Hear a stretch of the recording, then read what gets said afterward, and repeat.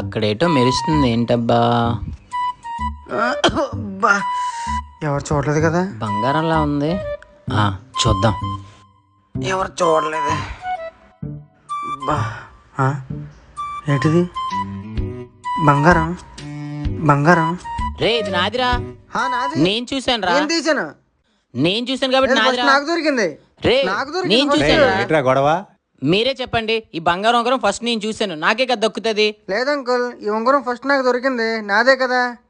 దొరికిన బంగారం మనం పట్టుకెళ్ళకూడదు, అక్కడ పడేయండి.